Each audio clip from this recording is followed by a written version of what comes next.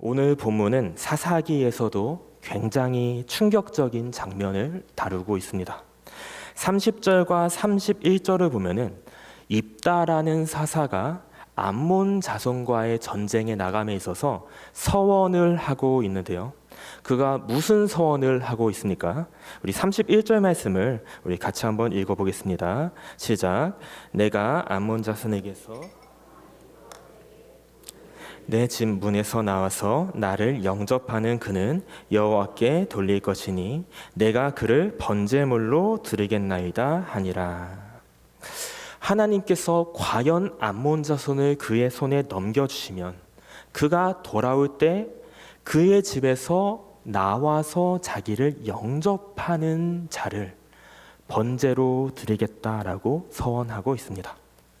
말도 안 되는 끔찍한 서원을 그가 하고 있는 것이죠. 이 서원대로라면은 자기 집에서 나오는 누군가는 죽게 되는 것입니다. 그리고 우리가 보다시피 이 서원이 어떻게 됩니까? 그가 승리하고 돌아올 그때, 굉장히 기쁨에 취해 있을 그때 그의 딸이 나와서 그를 영접하는데요. 34절 하반절을 보면은 이는 그의 무남 동료다라고 말을 합니다. 그가 서원할 때는 미처 생각하지 못했던 한 사람, 하나뿐인 그의 자녀가 그를 맞이하러 나온 겁니다. 그 딸을 보고 입다가 굉장히 괴로워하고요. 그럼에도 불구하고 그가 서원하였으니 자기가 서원한 대로 딸에게 행하였다라는 것이 오늘 본문의 내용인데요. 사랑하는 성도 여러분, 오늘 우리가 이 사사 입다에 대해서 그리고 그의 서원에 대해서 살펴보려고 합니다. 이 설교를 준비하면서 참 고민이 되었는데요. 이걸 어떻게 설교할 수 있을까? 사사기를 다루는데 입다는 빼고 갈까라는 생각도 조금 들었습니다. 우리가 살펴보는 이 사사기는 기드온을 기점으로 점점 더 어둡고 비극적인 내용으로 나아가는데요. 그 사사기의 결론이 그때에는 이스라엘에 왕이 없으므로 사람이 각기 자기 소견에 옳은 대로 행하였더라라고 끝이 납니다. 왕이 없는 그 시대, 하나님을 왕으로 모시지 않는 그 시대가 얼마나 망가져 가는지, 하나님의 백성이라고 불리는 이스라엘이 얼마나 망가져 가는지, 심지어 사사라고 불리는 그 자들 또한 얼마나 망가지는지를 우리에게 보여주는 것이 이 사사기의 후반부의 내용인데요. 왕 없는 인생의 비극, 하나님 없는 그 시대의 비극을 우리에게 노골적으로 보여줌으로써 정말로 참된 왕이 우리에게 필요하다라는 것을 우리에게 알려주는 것입니다. 오늘은 이 입다의 비극을 통해서 하나님을 바르게 알지 못한 인생이 얼마나 비극적인지를 살펴보고자 하는데요. 바라기는 오늘 말씀 가운데 우리를 돌아보며 정말로 우리의 참된 왕이신 하나님을 우리가 바르게 알고 바르게 섬기며 하나님의 은혜를 누리는 우리 모두 되기를 주님의 이름으로 축복합니다. 우리 먼저 입다가 이 서원을 하기까지의 그 배경을 간단하게 살펴보고자 하는데요. 사사기 10장 6절을 보면은 이스라엘 자손이 다시 여호와의 목전에 악을 행하여 바알들과 아스타롯과 아람의 신들과 시돈의 신들과 모압의 신들과 아몬 자손의 신들과 블레셋 사람의 신들을 섬기고 여호와를 버리고 그를 섬기지 아니함으로라고 말을 합니다. 우리가 앞서 계속 반복해서 봤던 사사기의 사이클답게 이스라엘 백성들이 평온한 가운데 다시 악을 행하는데요. 그런데 그 악의 스케일이 굉장히 커진 것을 우리가 볼 수가 있습니다. 이들이 얼마나 악해졌는지 이전처럼 바알과 아스다롯을 섬겼다 해서 끝나는 것이 아니라 아람의 신들, 시돈의 신들, 모압의 신들, 암몬의 신들, 블레셋의 신들, 총 7민족의 신들을 섬기고 있습니다. 7종류의 신들을 말하고 있습니다. 그들이 지금 가나안 땅에서 접촉할 수 있는 거의 모든 종류의 신들을 섬기는 데까지 나아갔음을 우리에게 알려주고 있습니다. 그 가운데 하나님께서 그들에게 진노하시고 그들을 블레셋과 암몬의 손에 파시는데요.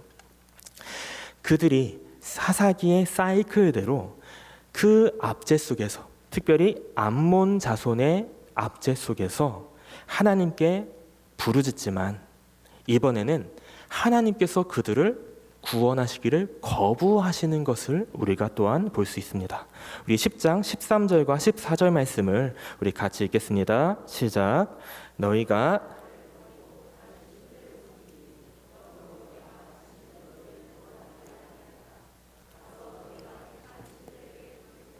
너희의 환난 때에 그들이 너희를 구원하게 하라 하신지라. 네, 지금 이 사이클이 어긋나고 있는데요. 이스라엘에게 있어서 굉장히 절망적인 선언입니다. 그들이 하나님께 부르짖었는데 하나님께서 그들을 거부하시는 장면이 나오고 있습니다. 그 가운데 다행히도 이스라엘이 다시금 하나님께 회개하고 부르짖고요. 하나님께서는 그 가운데 근심하셨다라는 것이 오늘 본문의 배경인데요. 16절 말씀도 같이 읽겠습니다. 시작.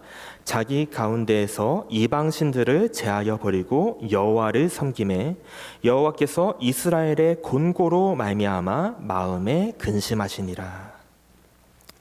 여기서 근심하다라는 것은 고통을 당하는 것을 보고 견디지 못하는 심정을 말합니다. 앞서 사사기의 사이클처럼 그들을 구원함에도 또 범죄할 것이 분명한데 그들이 지금 회개했지만 다시 우상으로 나아갈 것이 분명한데 하나님이 그들에게 평안을 주셔도 다시 그들 스스로가 악을 행하며 그 평화를 깨트려 버릴 것이 분명한데 그래서 그들을 구원하지 않겠다. 너희가 섬기는 그들의 신에게 구하라고 선언하셨음에도 불구하고 하나님께서 이스라엘의 곤고를 그대로 두고 볼 수가 없으신 겁니다. 그들의 곤고함에 마음이 근심하신 것입니다. 사랑하는 성도 여러분, 우리가 여기에서 먼저 잠깐 멈추고 기억할 것은 이스라엘이 회개했기 때문에 하나님께서 그에 대한 보상으로 기계적으로 마땅히 그들을 구원하시는 것이 아니라요. 그들의 회개가 공로가 돼서 그러니까 당연히 하나님께서 그들을 구원하셔야 되는 것이 아니라요.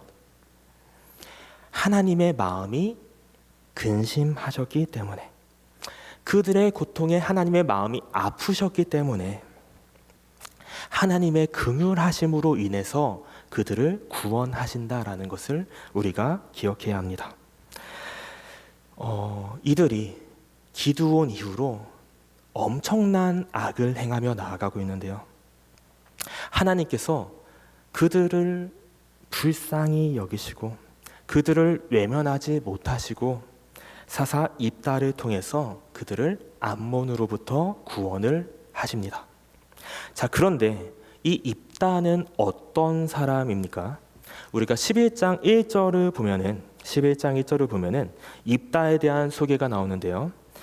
길르앗 사람 입다는 큰 용사였으니 기생 길르앗에게서 낳은 아들이었고 라고 말을 합니다. 먼저 그가 큰 용사였다라고 설명을 합니다. 그가 싸움에 있어서 굉장히 탁월한 사람, 특별히 협상에 있어서 굉장히 능한 사람이었는데요.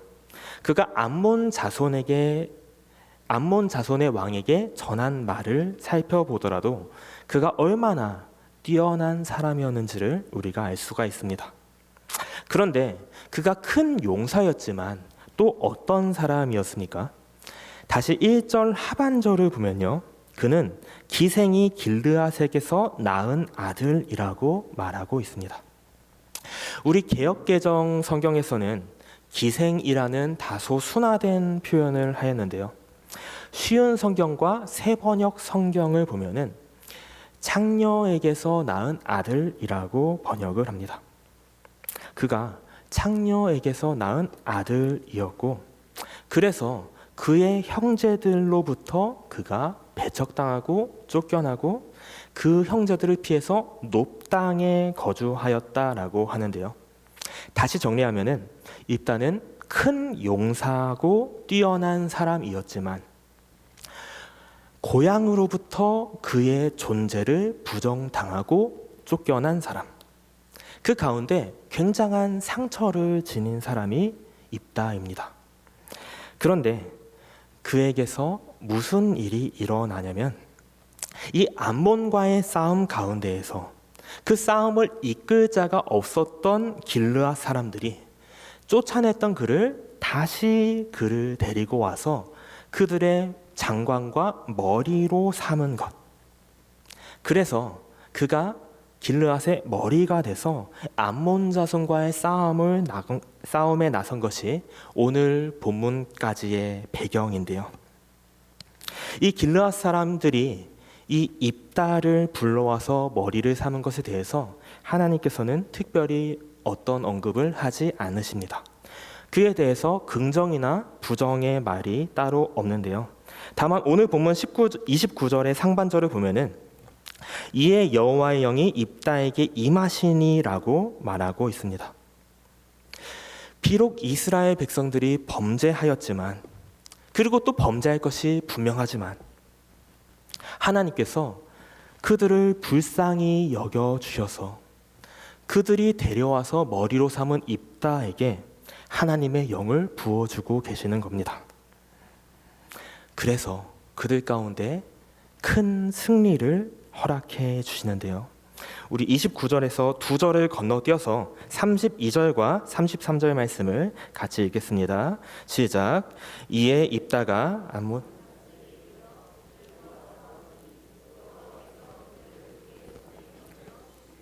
아로알에서부터 민낫에 이르기까지 20성읍을 치고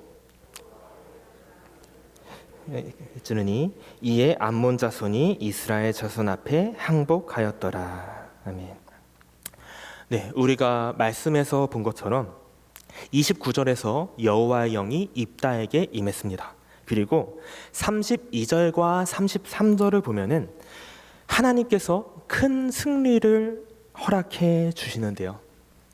우리가 딱 이 부분만 살펴본다면 이 입다의 이야기가 굉장히 승리의 이야기, 굉장히 좋은 소식으로 들리는 것 같습니다.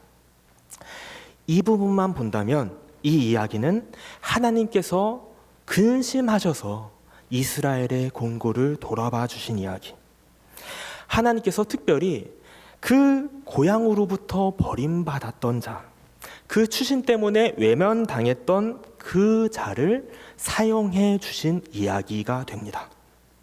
그리하여서 하나님께 기뻐하고 감사하는 해피엔딩으로 끝났을 텐데요. 그런데 안타깝게도 그 사이에 무엇이 있습니까? 우리가 맨 처음에 살펴본 입다의 소원이 그 말씀 사이에 있는 거죠. 우리 30절과 31절의 말씀, 이 두 절도 같이 읽도록 하겠습니다. 시작. 그가 여호와께 서원하여 이르되 주께서 과연 암몬 자손을 내 손에 넘겨주시면 내가 암몬 자손에게서 평안히 돌아올 때에 누구든지 내 집 문에서 나와 나를 영접하는 그는 여호와께 돌릴 것이니 내가 그를 번제물로 드리겠나이다 하니라. 사랑하는 성도 여러분, 이 입다의 서원을 들었을 때 어떤 마음이 드십니까? 우리가 이 입다의 서원을 들었을 때 가슴이 답답해져야 하는 겁니다. 마음에 분노가 일어나야 합니다. 왜냐하면 지금 이 서원이 모든 것을 비극으로 만들어 버리기 때문입니다. 이 서원이 모든 것을 엉망으로 만들어 버렸습니다. 이 서원이 가져온 결과를 한번 보십시오. 앞서 보았듯이 이 서원이 없었다면, 이 30절과 31절이 없었다면은 우리는 이 본문에서 하나님의 긍휼히 여기심을 더욱 바라볼 수 있었을 것입니다. 참으로 이스라엘을 하나님께서 불쌍히 여기시는구나. 참으로 하나님께서 이스라엘의 공고를 외면치 않으시는구나. 이스라엘 백성들이 분명하게 바라볼 수 있었을 것입니다. 그래서 혹 잠시뿐일지라도 이스라엘 백성들이 하나님께 돌아와서 하나님께 감사하며 하나님을 찬양하며 하나님께서 주시는 평온을 누렸다는 말이 있었을 것입니다. 그리고 그뿐 아니라 하나님께서 앞서서 아무도 기대하지 않았던 왼손잡이 에훗을 사용했던 것과 같이 하나님께서는 정말로 비천하고 낮은 자들을 사용하시는구나. 정말로 하나님은 의외의 사람을 사용하시는구나. 기생의 아들이어서 아무도 외면하지 않고 배척당했었는데 그를 들어서 사용하시는구나라는 하나님의 크심이 드러났을 것입니다. 그래서 이 모든 것을 통해서 하나님의 이름이 높아졌을 텐데요. 그런데 이 입다의 서원이 어떻게 만들었습니까? 이 모든 것을 비극으로 만드는 것이죠. 이 승리를 통해서 마땅히 하나님께서 받으셔야 할 기쁨과 감사가 아니라 우리가 오늘 본문에서 읽었듯이 죽은 입다의 딸을 향한 추모만 남게 됨을 우리가 봅니다. 이 가운데에서 이스라엘을 긍휼히 여기시는 하나님의 마음이 드러나는 것이 아니라 그 근심이 여기시는 하나님의 마음이 전달되는 것이 아니라 마치 그 딸을 바쳤기에 마치 그 딸을 희생해서 드렸기에 승리를 주셨다라는 하나님에 대한 굉장한 오해가 생기는 것입니다. 그리고 입다의 마지막을 보면요. 그가 사는 동안 그 땅이 평온했다라는 말이 없이 사사가 된 지 6년 만에 죽었음을 볼 수가 있는데요. 앞선 다른 사사들과 달리 그가 사는 동안 그 땅이 평온하였더라라는 말이 없는, 암몬에게 큰 승리를 거두었음에도 하나님께서 주시는 평온이 없는, 샬롬이 없는 상태가 된 것입니다. 이렇듯 입다의 서원이 모든 것을 비극으로 만들어 버렸습니다. 사랑하는 성도 여러분, 우리가 궁금한 것은 이것인데요. 그는 대체 왜 이런 서원을 하였을까요? 사람을 번제물로 드린다는 이 서원 자체, 그리고 그 서원을 실제로 실행해서 그 딸을 번제물로 드렸다는 것 자체가 사실은 너무너무 충격적이기에 많은 분들은 이 비극을 희석하려는 시도를 하기도 합니다. 그래서 어떤 분들은 이 입다의 서원이 그 목적어를 봤을 때 이는 사람을 염두에 둔 것이 아니라 사물도 포함되는 목적어다. 그렇기에 동물을 염두에 둔 것이라고 그를 변호하기도 합니다. 하지만 그것이 동물을 포함할 수는 있어도 사람을 배제하지는 않았다라는 것을 우리가 알 수 있는데요. 왜냐하면은 그것이 사람을 배제하였다라면 그는 그의 딸을 번제물로 드리지 않았을 것이기 때문입니다. 그는 서원함에 있어서 분명하게 사람을 번제물로 드릴 생각이 있었던 거죠. 혹 어떤 분들은 입다가 딸을 번제물로 드린 것이 아니라 하나님께 바쳐진 자로서 평생 독신으로 실로에서 하나님을 섬기는 자가 되게 하였다라고 해석하기도 합니다. 결혼하지 못한 것이 여자에게 비극이기에, 그리고 입다에게 있어서 무남 동녀인 딸이 결혼하지 않는 것은 대가 끊기는 일이기에 그들이 그렇게 슬퍼하였다라는 것인데요. 물론 이 또한 어느 정도 근거가 있는 해석이기도 합니다. 하지만 어떤 윤리적인 당위성, 이 비극을 희석하려는 시도를 넘어서 이 본문을 정직하고 충실하게 보았을 때 비극적이지만 입다는 딸을 실로 번제물로 바쳤다라는 것이 타당한 해석으로 보이는데요. 그렇다면 그는 왜 그러한 서원을 하였고 그 말도 안 되는 소원을 실현한 것일까요?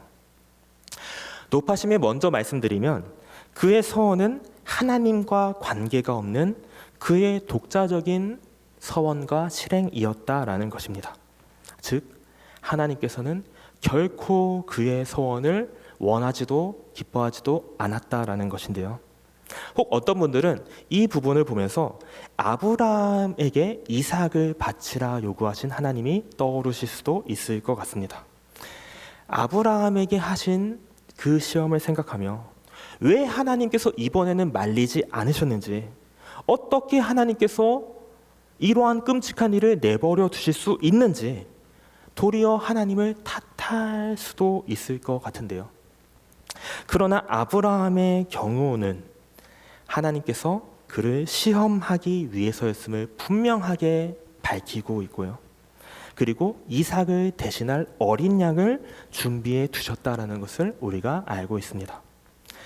아브라함과는 결코 비교할 것이 아닌 것입니다. 그리고 우리가 말씀을 통해서 분명하게 알 수 있는 것은 하나님께서는 결코 사람을 제물로 드리는 것을 용납하지 않으신다라는 건데요. 신명기 12장 30절은 제가, 그리고 31절은 함께 읽도록 하겠습니다. 너는 스스로 삼가 내 앞에서 멸망한 그들의 자취를 밟아 올무에 걸리지 말라. 또 그들의 신을 탐구하여 이르기를 이 민족들은 그 신들을 어떻게 섬겼는고 나도 그와 같이 하겠다 하지 말라. 같이 읽겠습니다. 내 하나님 여호와께는 내가 그와 같이 행하지 못할 것이라.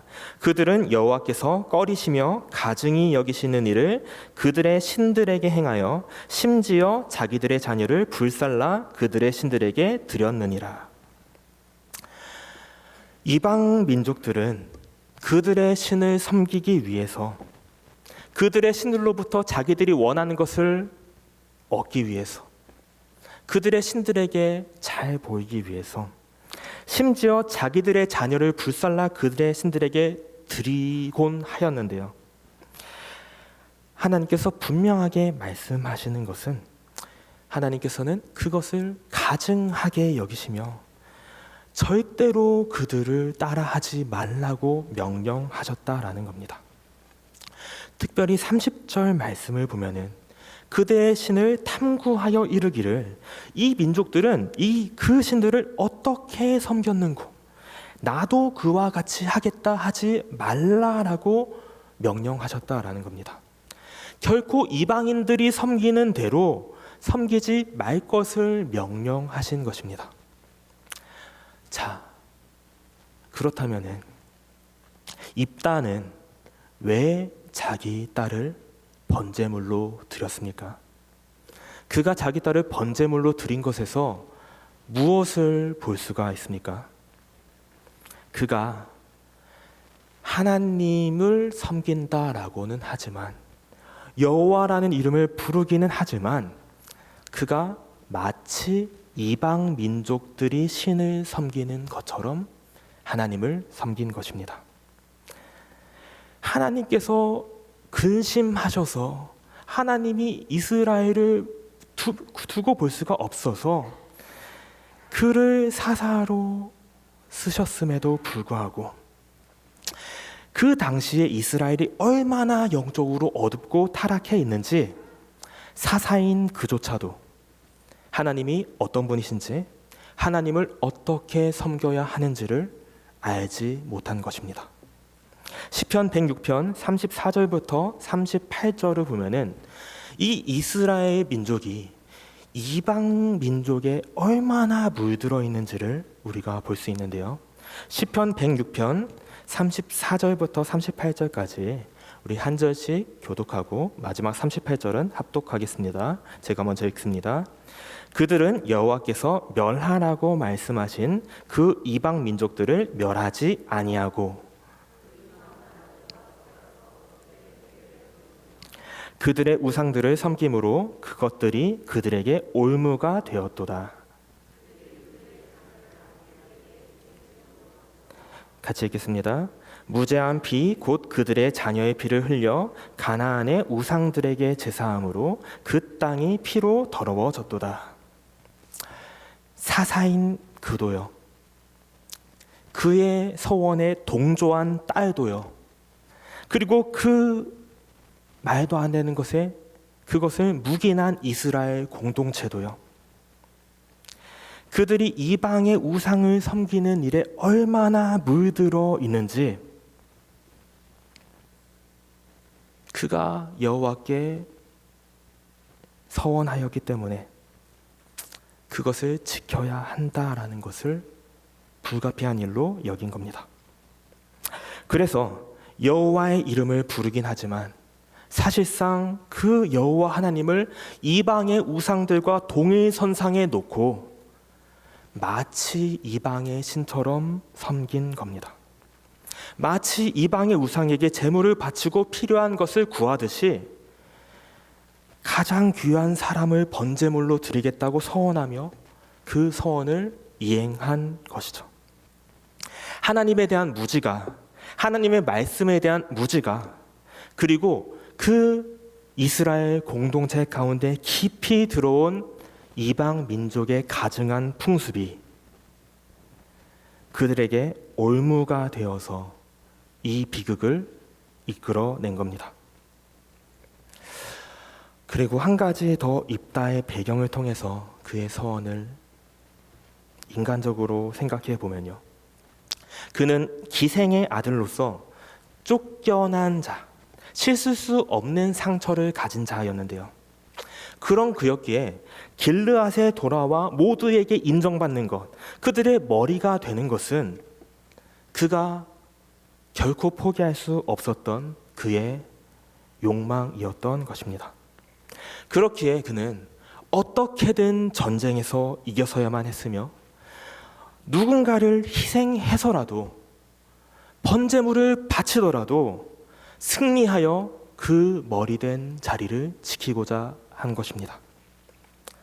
사랑하는 성도 여러분, 불쌍하게도 그가 하나님이 어떤 분인지, 하나님의 은혜가 무엇인지 잘 몰랐던 것입니다. 그래서 어떻게든 그의 힘으로, 그가 알고 있는 방법으로 하나님께 잘못된 서원을 하며 이방 민족들과 똑같은 서원을 하며 그의 목표를, 욕망을 이루려고 한 겁니다. 그리고 그 결과 모든 것을 비극으로 만들어 버렸습니다. 사랑하는 성도 여러분, 이 말씀에서 하나님께서는 이 비극을 가감없이 우리에게 보여주는데요, 우리가 이 입다의 비극에서 무엇을 바라보고 적용할 수 있겠습니까? 첫째로, 하나님을 알지 못하는 인생, 하나님을 바로 알지 못하는 인생이 얼마나 비극이 되는지를 우리가 보아야 하는 것입니다. 그가 하나님을 알지 못하고 하나님을 이방 민족의 신들과 같이 안 결과가 무엇입니까? 비극인 것입니다. 만약에 그가 하나님께서 낮은 자를 높여주시는 하나님이라는 것을 알았다면, 그가 긍휼히 여겨주시는 하나님을 알았다라면은, 그가 하나님의 성품을 알았다라면은 어떻겠습니까? 그가 혹 경솔하게 서원했다 할지라도 하나님의 성품을 의지하며 엎드려 기도했다라면은 어떻겠습니까? 그가 하나님을 알지 못한 결과, 하나님을 이방 민족의 신들로 둔 결과 이 비극을 초래한 것입니다. 사랑하는 성도 여러분, 하나님을 알고 계십니까? 이 입다뿐만 아니라 얼마나 많은 사람들이 하나님을 바로 알지 못하는지 모르겠습니다. 하나님을 마치 이방 민족의 신들과 같이 아는 것입니다. 그래서 하나님을 신뢰하지 못하고 그 올무에 걸려서 스스로를 망가뜨리는 것입니다. 바라기는 우리는 하나님을 바로 알기를 소망합니다. 하나님을 이방신과 같은 존재로 격화시켜서 어떤 우상을 섬기는 듯이 섬기며 아는 것이 아니라 내 욕망의 도구로서 이용하는 것이 아니라 정말로 우리를 사랑하신 하나님, 우리를 위해 모든 것을 내어주시는 하나님을 바로 알고 섬길 수 있기를 주님의 이름으로 축복합니다. 마지막으로 한 가지만 더 살펴보면요, 하나님을 알지 못하는 공동체가 얼마나 비극인지도 우리가 바라봐야 하는데요. 제가 이 입다를 보면서 굉장히 안타까운 것 중 하나는 왜 그 딸은 그 말도 안 되는 의견에 동조하고 있는지, 왜 그 공동체는 아무도 그 입다를 말리지 않았는지입니다. 그 가운데 바른 조언을 해줄 수 있는 사람이 한 사람이라도 있었다면 어떻겠습니까? 애초에 그들이 입다를 차별하여 내쫓지 않았었다면, 애초에 그들이 그 모든 이방의 민족들의 우상들을 섬기지 않았다면, 그래서 그들 가운데 그 우상의 풍습이 깊숙이 박히지 않았다면 이 비극이 없었지 않았겠습니까? 사랑하는 성도 여러분, 바라기는 우리 공동체가 하나님을 바로 아는 공동체 되기를 소망합니다.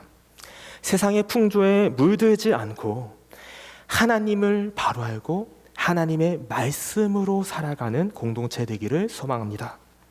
그리하여서 혹 연약한 자가, 혹 우리가 어리석은 결정과 경솔한 선언을 할 때라도 서로가 서로를 말씀으로 지켜줄 수 있기를 소망합니다. 바라기는 하나님의 긍휼히 여기심 가운데 우리가 초래하는 비극이 아니라 주님께서 주시는 기쁨과 평안이 가득한 우리 동산교회 될 수 있기를 주님의 이름으로 축복합니다.